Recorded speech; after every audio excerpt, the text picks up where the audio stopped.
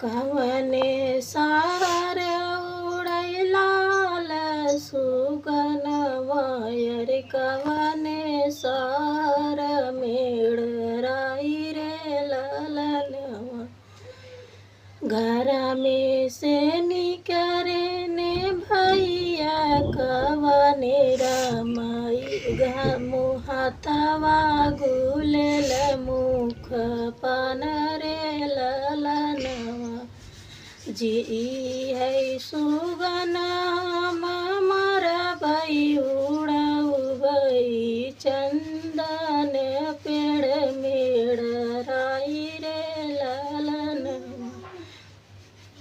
घर में से निकरी निबहिनी कवने दे जिनी मार भैया हो लाल सुगनवा रे लहुरी नद जेठ भाई रे ललनवा। ई है सुगन संग जोगिनी बनबई संगे न माई न बपरे